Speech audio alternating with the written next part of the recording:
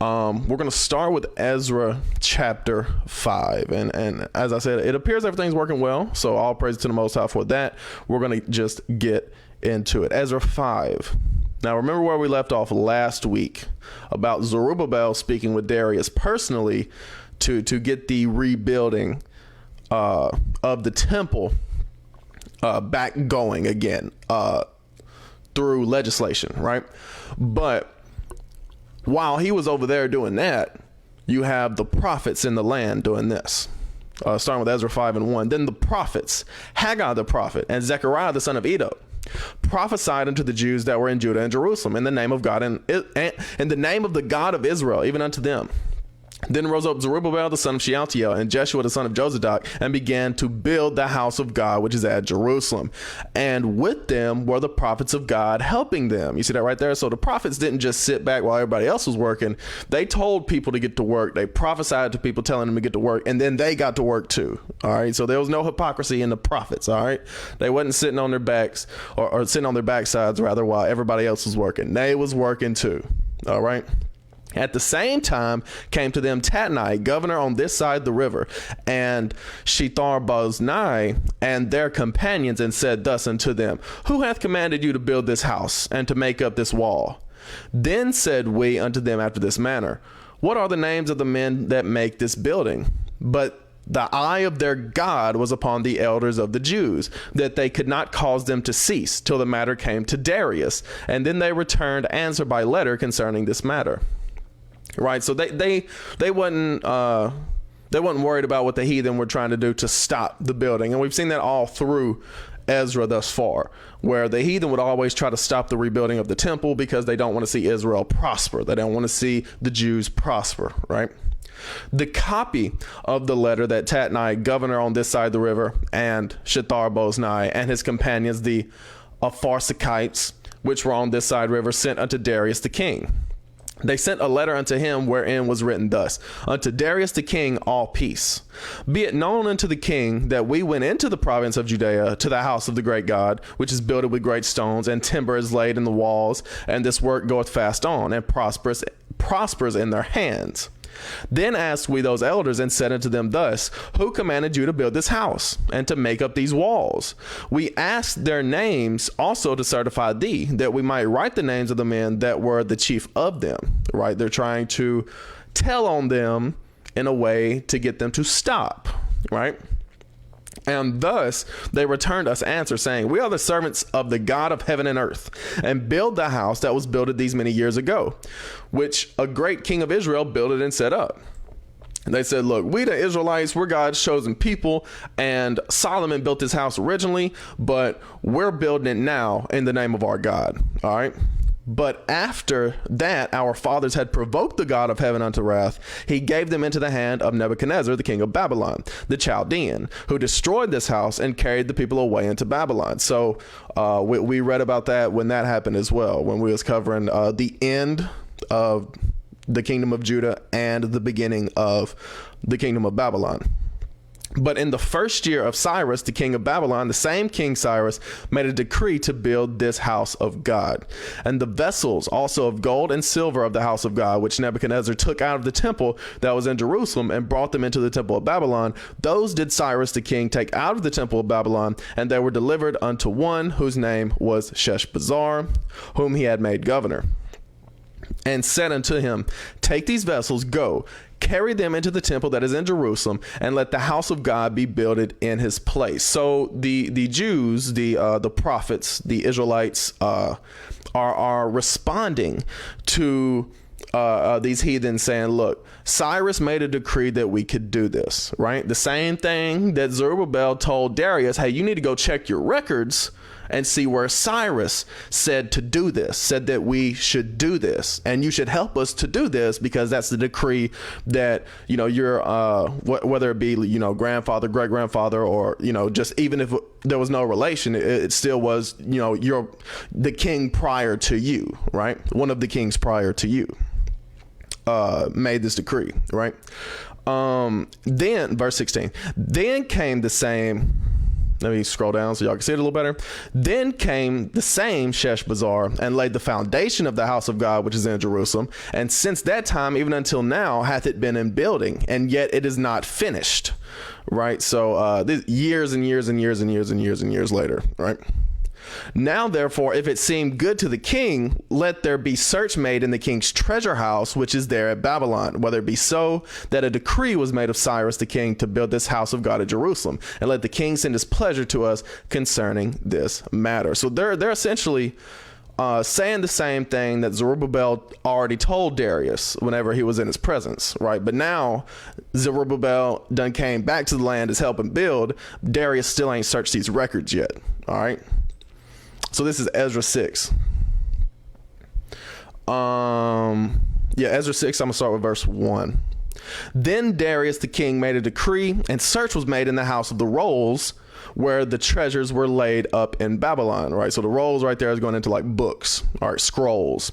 And there was found at Achmetha in the palace that is in the province of the Medes a roll, and therein was a record thus written, right? So after this letter, so originally we read where Darius was told by Zerubbabel, look, you need to go check your records where Cyrus told us to build his house, and you need to uphold that decree, right? That's what Zerubbabel asked of Darius once he gave him the wise sentences, right? Give him the wise sayings.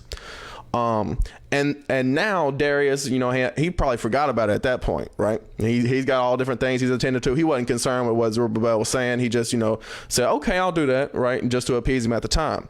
And now he's getting letters from these heathen talking about the Jews have resumed building. You need to check the records to see if this is lawful or not, because the heathen are trying to hinder the building. Right.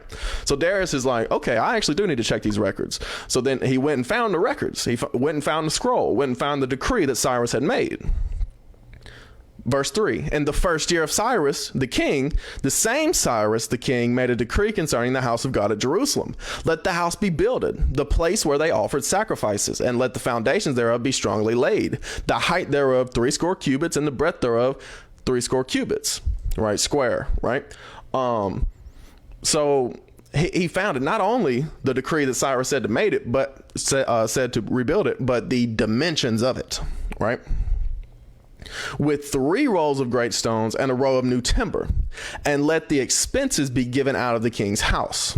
And also let the golden and silver vessels of the house of God, which Nebuchadnezzar took forth out of the temple which is at Jerusalem, and brought unto Babylon, be restored, and brought again unto the temple which is at Jerusalem, every one to his place, and place them in the house of God. Right. So Cyrus gave over some of them to Sheshbazzar, but not all of them was given at that time.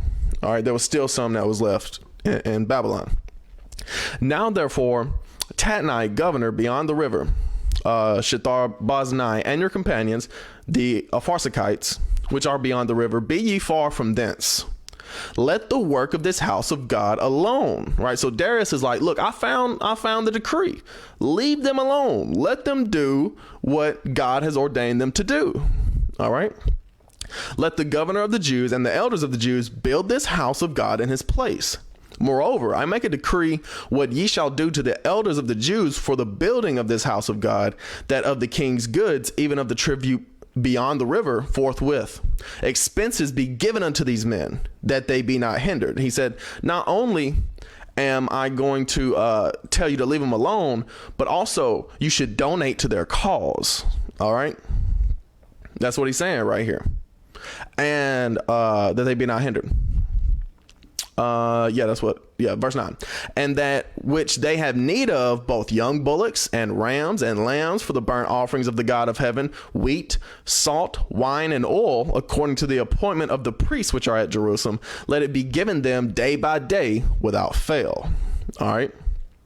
Every day, give them what they need, that they may offer sacrifices of sweet savors unto the God of heaven, and pray for the life of the king and of his sons. Right. So he's saying, look, if Cyrus believed in this God must be a real God. Right. So that's how Darius sees it, because the Persians, they viewed Cyrus as a great king because he's the one who established their kingdom in the first place. So he's like, oh yeah, if Cyrus made this decree, then not only should we uphold it, but you should be donating to their cause and telling them to pray for the king and for the king's family. All right. Also, I have made a decree that whosoever shall alter this word, let timber be pulled down from his house, and being set up, let him be hanged thereon, and let his house be made a dunghill for this. He said, not only that, but whoever comes against them, kill them and destroy their house. All right. And the God that hath caused his name to dwell there, destroy all kings and people that shall put to their hand to alter and to destroy this house of God, which is at Jerusalem. I Darius, have made a decree, let it be done with speed. All right. So I have here some kings of Persia. Let me just check this right here. Make sure everything's still going smoothly. It appears so. Hey, shalom, bro. I see you, man. I see you, man. But yeah, I got here a list of the kings of Persia. So going through this, and I'm not sure that I trust like all these dates. And when you go through like secular sources, always be wary when you go through secular sources. But the Bible is always the primary source, and use secular sources to supplement the Bible. All right. To, clarify things. Right. So Cyrus was this the start of, as they say the Achaemenid Empire, the kings of Persia. So you had Cyrus, Cambyses. The Bible doesn't talk about Cambyses as far as I know. Bardiah.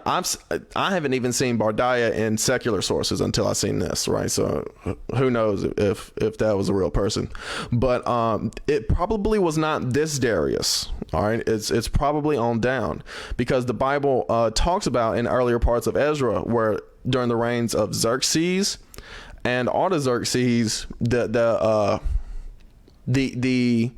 building of the temple was hindered, right? So during these reigns, the building of the temple was hindered by these kings, or rather by the heathen who manipulated these kings, I should say that.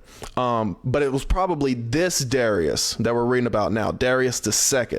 It was probably this Darius, and these dates sort of line up to where to about where we're at. So like I said, I don't know if I trust these dates completely, but that's a general time period of when this was. All right. So this is Darius II. This is probably the one that Zerubbabel was a bodyguard for, probably the one that he spoke to, and the one who made this decree later on. All right. And then we'll read later about Artaxerxes, about how Ezra, during the days of Artaxerxes, went and got another wave of Israelites from Babylon. And it was probably Artaxerxes II that we're going to read about later. And again, this lines up with Ezra's lifetime. All right. Those dates line up with Ezra's lifetime generally. Like I said, I don't know about specifics, but generally those dates line up with Ezra's lifetime. All right. So let's get back. Verse 13. Then Tatnai, governor on this side the river, Shethar-boznai and their companions, according to that which Darius the king had sent, so they did speedily. And the elders of the Jews builded, and they prospered through the prophesying of Haggai the prophet and Zechariah the son of Iddo. You see that right there? So it's letting you know right here that the prophets inspired the people to start building even before Darius made his decree, right? And the reason why Darius made his decree was through not only the influence of Zerubbabel. Let's see where we're at. It said the reconnection was successful, but I'm not quite sure where we're at. Excuse me. Through the prophesying of Haggai the prophet. Yeah, I don't know exactly where we're at as far as whether the connection was restored or not. It seems like it may have been, but a bit of a delay. But we'll keep it going. It said in verse 15, and this house was finished on the 3rd day of the month Adar, which was in the 6th year of the reign of Darius the king. All right. So in the, that would be the 12th month, which would be around, on the 3rd day of the month Adar is probably around mid-February. All right. towards the end of winter, the beginning of spring. And it says the Feast of Dedication right here. This is not the same Feast of Dedication that you read about in John 10. This is not the same Feast of Dedication you read about in the book of Maccabees. All right, that's a different thing. This is just a singular feast that was not declared to be kept from year to year. All right.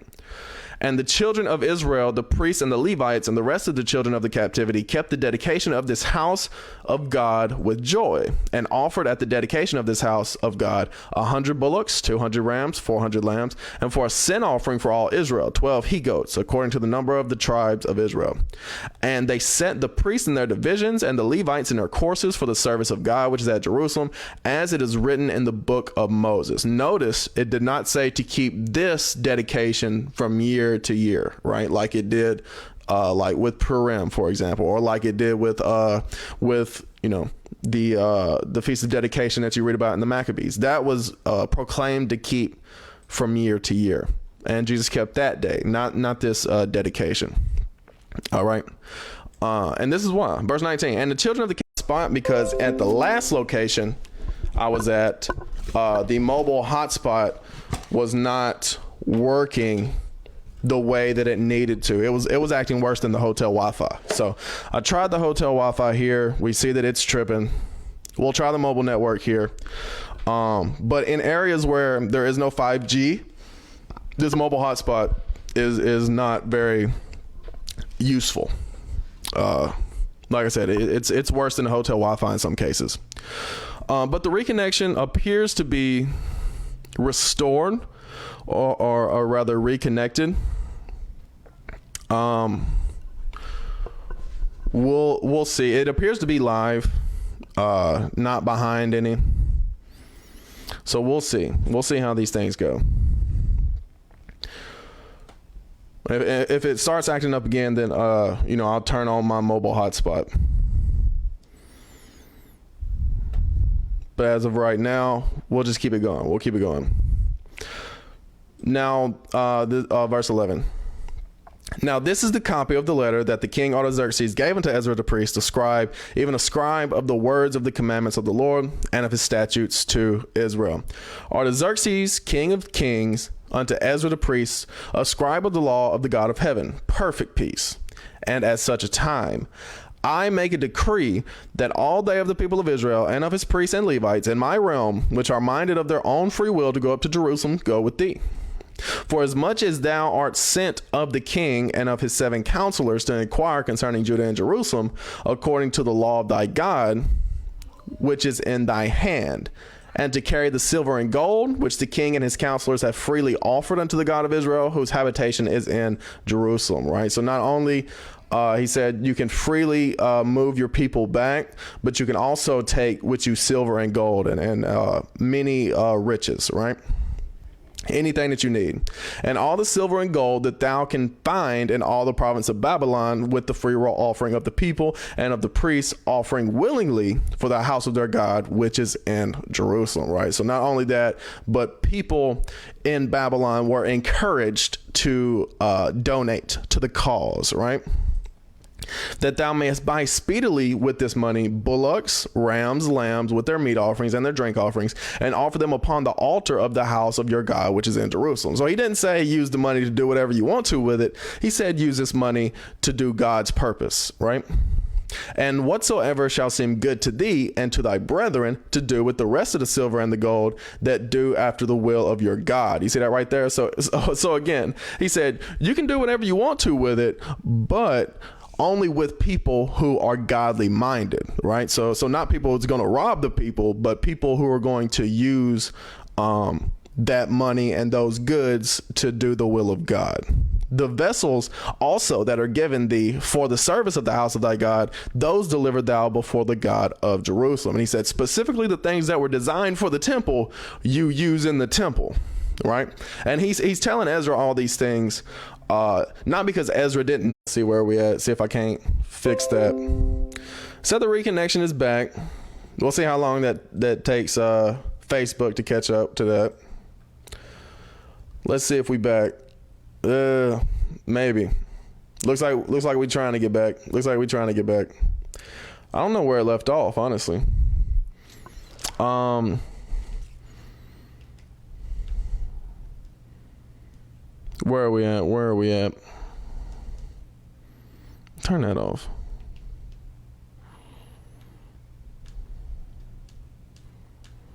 Wealth in the trees. Please show me grace.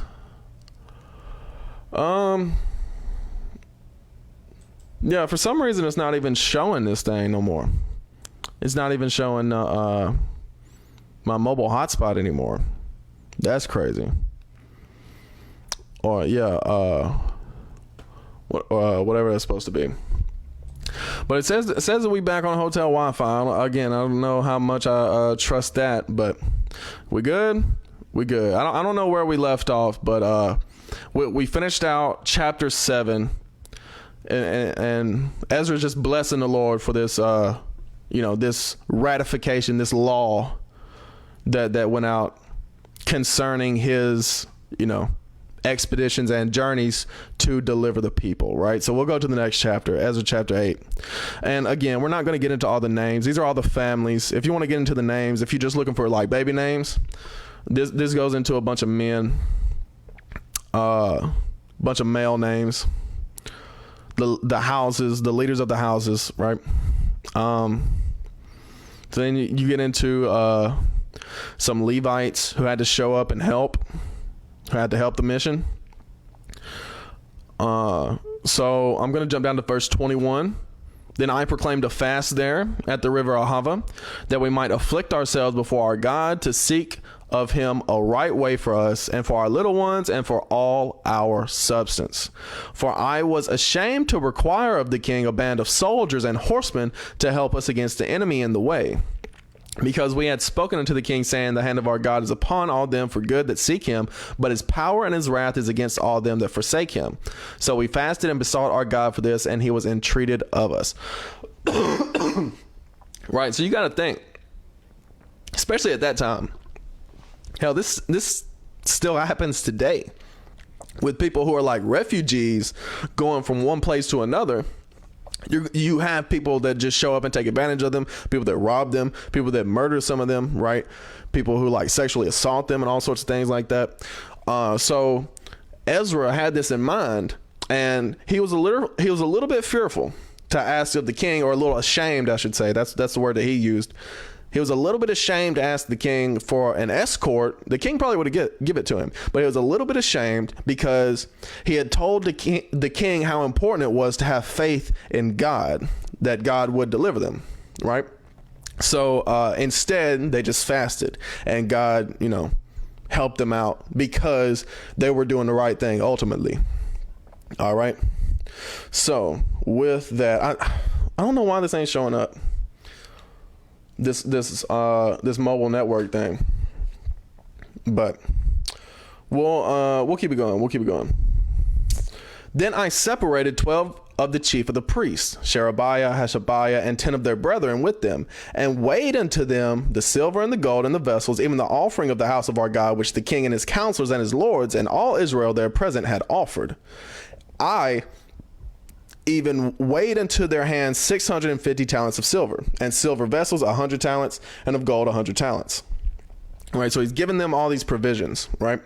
Also 20 basins of gold, and 1,000 drams, and two vessels of fine copper, precious as gold. And I said unto them, ye are holy unto the Lord. The vessels are holy also, and the silver and the gold are a freewill offering unto the Lord God of your fathers. Watch ye and keep them until you weigh them before the chief of the priests and the Levites and chief of the fathers of Israel at Jerusalem and the chambers of the house of the Lord.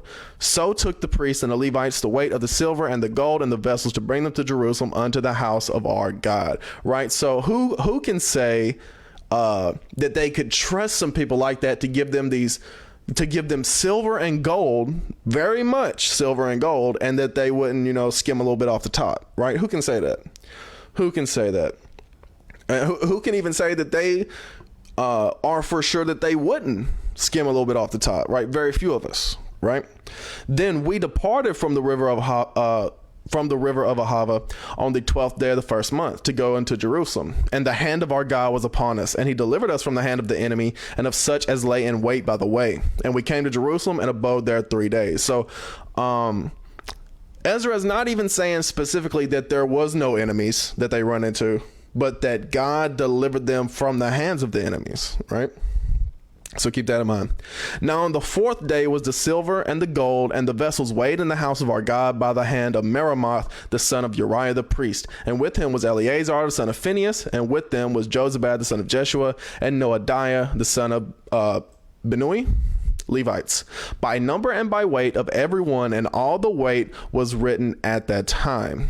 Also, the children of those that had been carried away, which were come out of the captivity, offered burnt offerings unto the God of Israel, 12 bullocks for all Israel, 96 rams, 77 lambs, 12 he-goats for a sin offering. All this was a burnt offering unto the Lord. And they delivered the king's commissions unto the king's lieutenants and to the governors on this side of the river, and they furthered the people and the house of God. Right? So this is, the people are in the spirit to lift the people up, right? And God is using the kings that were around at that time, the people who ruled over the world, to help them in this cause, right?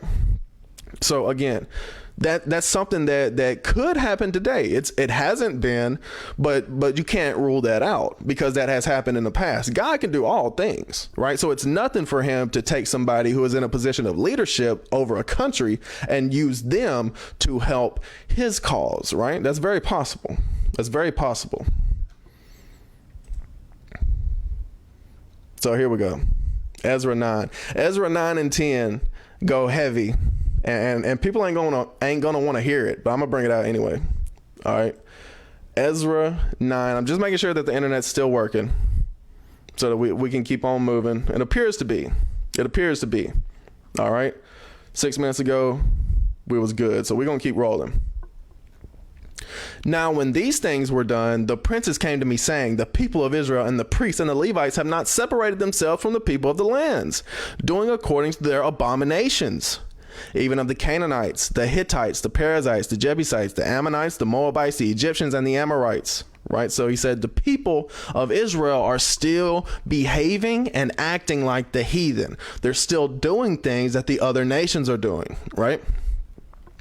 For they have taken of their daughters for themselves and for their sons, so that the holy seed have mingled themselves with the people of those lands. Yea, the hand of the princes and rulers have been chief in this trespass. So he said, it's not just like nobody's doing this. The people who are supposed to be in positions of leadership are marrying women who are not Israelites. And those women are influencing the children to go against the laws of God. All right. And that's why God warned us against this. And of course, you see people today just going being together because we're all Americans, right? We're all the same. God said we're not the same. God chose his people to be separate from others and to do what he said to do. So there's always going to be a conflict there whenever you try to marry people who are outside your nation. Right? And it's not even about appearances. The 12 tribes of Israel have all different types of appearances. Right? From the lightest light to the darkest dark. But guess what? It's all about keeping God's commandments. All right. And when I heard this thing, I rent my garment and my mantle. So this is a prophet of the Lord. He said, I heard this thing, I ripped my clothes, right? Because that was a sign of mourning back in the day when you ripped your shirt or whatever, for example, and plucked off the hair of my head and of my beard and sat down astonished. He's like, wow, I can't believe that the leaders of the people are doing this. All right. Then were assembled unto me everyone that trembled at the words of the God of Israel, because of the transgression of those that had been carried away. And I sat astonished until the evening sacrifice. Right. So he said, look, I had to sit there just baffled by this until it was time for me to get up and go to work again. Right. Which is the evening sacrifice. And at the evening sacrifice, I arose up from my heaviness, and having rent my garment and my mantle, I fell upon my knees and spread out my hands unto the Lord my God, and said, oh my God, I am ashamed and blush to lift up my face to thee, my God, for our iniquities are increased over our head, and our trespasses grown up into the heavens. Since the days of our fathers have we been in a great trespass unto this day. And for our iniquities have we, our kings and our priests, been delivered into the hand of the kings of the lands, to the sword and to captivity and to a spoil and to confusion of face, as it is this day. He said, look, we're still continuing in the sins of our forefathers, even unto today. And now for a little space grace hath been showed from the Lord our God to leave us a remnant to escape, and to give us a nail in his holy place, that our God may lighten our eyes and give us a little reviving in our bondage. Right? So that's what grace is. Grace is a little space of time. And people just take the grace of Christ and they just use it to do whatever they want to do. They're not looking at grace as a little space to get yourself right. But Ezra recognized that thing. He said, look, we should be using our grace to get ourselves right, but instead we're still in the same sins. All right. Where's that little bondage? Verse 9, for we were bondmen, yet our God hath not forsaken us in our bondage, but hath extended mercy unto us in the sight of the kings of Persia, to give us a reviving, to set up the house of our God, and to repair the desolations thereof, and to give us a wall in Judah and Jerusalem. Right? So Ezra is looking at this like, even in our captivities, which were judgment brought by God, God is still showing mercy upon us and allowing us to go back home to our land, to our heritage, to our culture. And yet the people still don't want to turn to God. Verse 10. And now, O our God, what shall we say after this? For we have forsaken thy commandments, which thou hast commanded by thy servants the prophets, saying, the land unto which ye go to possess it is an unclean land, with the filthiness of the people of the lands, with their abominations, which have filled it from one end to another with their uncleanness. All right. Now, therefore, give not your daughters unto their sons, neither take their daughters unto your sons, nor seek their peace or their wealth forever, that ye may be strong and eat the good of the land, and leave it for an inheritance to your children forever. You see that right there? So Ezra is now quoting Deuteronomy 7. That's what Deuteronomy 7 says. It also says it in Exodus. So he's quoting the law right here when he says this. All right. And after all that has come upon us for our evil deeds and for our great trespass, seeing that thou, our God, has punished us less than our iniquities deserve, and has given us such deliverance as this, right? Because if you read the scriptures, you will see that all of us have committed sins worthy of death at this point. All right. Ezra saw the same thing. He said, look, we have committed so many sins worthy of death, and God is still dealing with us. Yet the people still going off. They're not doing what God said to do. Should we again break thy commandments and join in affinity with the people of these abominations? Affinity means togetherness, right? Affinity means joining. All right. That's what affinity means. Wouldest not thou be angry with us till thou had consumed us, so that there should be no remnant nor escaping? Right. So Ezra is praying right here saying, if we continue like this, God will just wipe us off the face of the earth. That's what Ezra's saying right here. O Lord God of Israel, thou art righteous, for we remain yet escaped as it is this day. Behold, we are before thee in our trespasses, for we cannot stand before thee because of this. Right. So Ezra's saying, look, this is a problem. We have to address this problem. We have to address the fact that our people are still marrying the other nations. All right. So then let's see what happens in chapter 10. And again, I just want to see that we still going. It looks like we still going. Praise God. It looks like we still going. All right. So let's pick up with verse 1 in chapter 10. Now, when Ezra had prayed, and when he had confessed, weeping and casting himself down before the house of God, there assembled unto him out of Israel a very great congregation of men and women and children, for the people wept very sore. Right. So Ezra went out there and he was praying. But while he was praying, he didn't realize that everybody came around him and surrounded him and heard what he was saying, right? How he was quoting the law. And so the people started crying because they're like, we're guilty of the sin. And Shechaniah, the son of Jehiel, one of the sons of Elam. So this is Elam of one of the families of Israel that came back. This isn't the Elam that, is in Persia. That's not the same thing. All right. This is one of the children of Israel.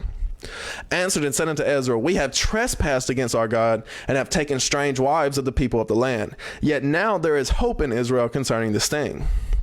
Now, therefore, let us make a covenant with our God to put away all the wives and such as are born of them, according to the counsel of my Lord, and of those that tremble at the commandment of our God, and let it be done according to the law. So the New Testament say the same thing as far as how can you be unequally yoked with non-believers, right? They said, look, we're going to have to put away these wives that we married that were of the other nations and the kids who listen to them. All right.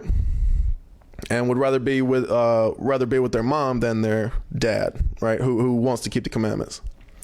Let it be done according to the law. Arise, for this matter belongeth unto thee. We also will be with thee. Be of good courage and do it. Right. So Shechaniah was like, look, we'll listen to you, Ezra, and we'll do everything we're supposed to do. Just tell us what to do. Right. Then arose Ezra and made the chief priests, the Levites, and all Israel to swear that they should do according to this word, and they swear.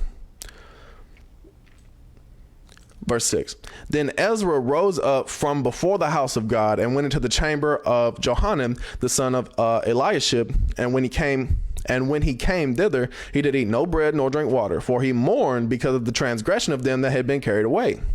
And they made proclamation throughout Judah and Jerusalem unto all the children of the captivity, that they should gather themselves together unto Jerusalem, and that whosoever would not come within 3 days, according to the counsel of the princes and the elders, all his substance should be forfeited, and himself separated from the congregation of those that had been carried away. So, excuse me.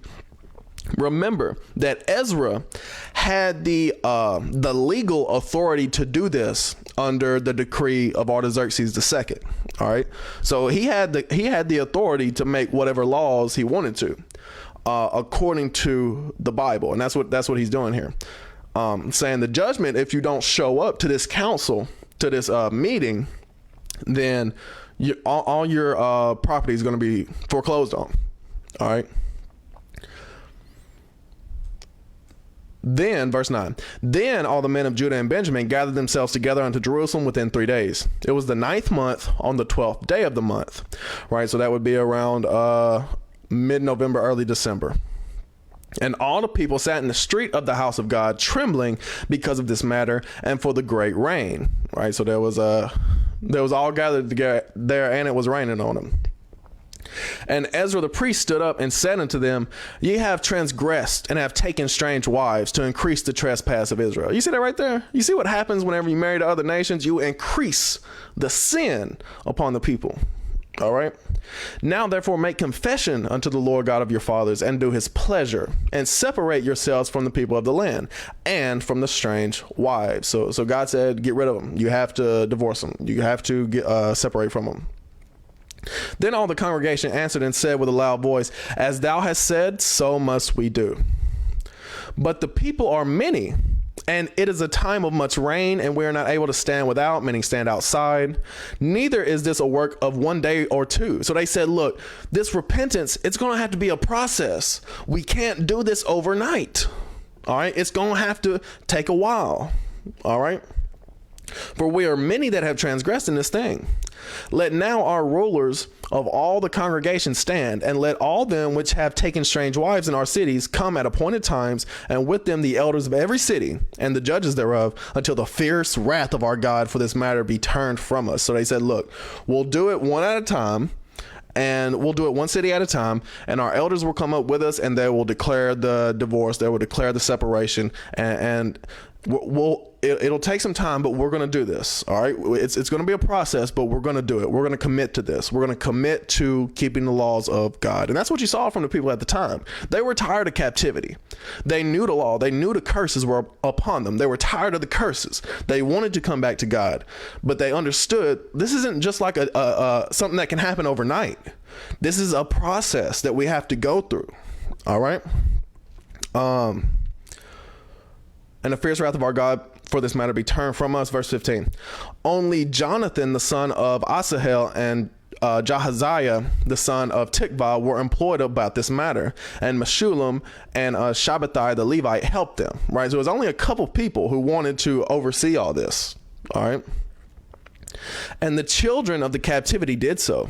And Ezra the priest with certain chief of the fathers after the house of their fathers, and all of them by their names were separated, and sat down in the first day of the 10th month to examine the matter. And they made an end with all the men that had taken strange wives by the first day of the first month. So understand, this took months. Just this divorce process, just this separation process took months. All right. So, and this goes into all the names again. I'm not going to get into all the names. Just understand it was a lot of people. It was so many people. All right. It was, and as we read in the last chapter, the leaders of the people were, doing it the most. Right. So, we're just going to read down to verse 44, jump down to 44. All these had taken strange wives, and some of them had wives by whom they had children. So even the children, right? So they had to, they still had to do it even though they had children, right? So these are people who had connections, right? Family, they might have been emotional about this, but guess what? God don't care about your emotions. All right. God cares about what his word says and whether or not you apply his word. And that's what they're trying to do. They said, we got to put our emotions to the side. We got to put our pride to the side on this.